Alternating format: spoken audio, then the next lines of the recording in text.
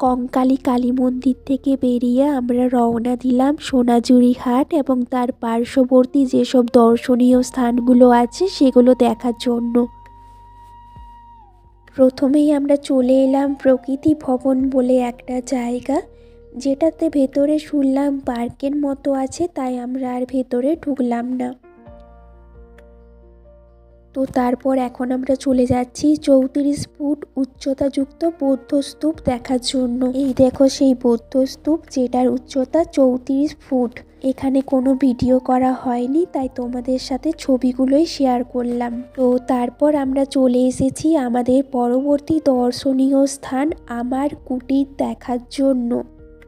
এই দেখো আমার কুটিরে ঢোকার সামনেই রবীন্দ্রনাথ ঠাকুরের একটা বড় মূর্তি আছে।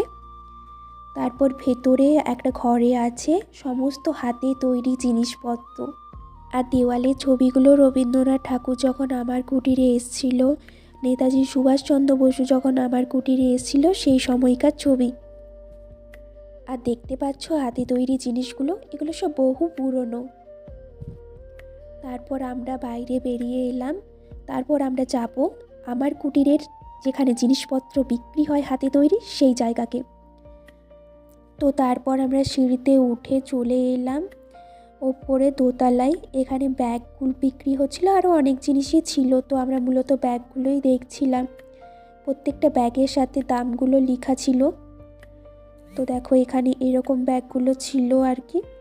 তারপর ওই দিকটাতেও ব্যাগ ছিল, ওগুলোও আমরা দেখছিলাম। এখানে কানের দুল, গলার মালা সব কিছুই ছিল আর কি। তো আমরা সেগুলো দেখছিলাম। তারপর দেখো এখানে আরও বিভিন্ন রকম জিনিস ছিল, এগুলোও আমরা দেখছিলাম। কিন্তু দামটা একটু বেশি মনে হচ্ছিল আর কি, হাতের তৈরি জিনিস তো তাই একটু বেশি হয়তো। তো ওখানে জিনিসপত্র কিনে আমরা চলে এলাম খেতে, কারণ আমাদের প্রচণ্ড পরিমাণে খিদে পেয়েছিল।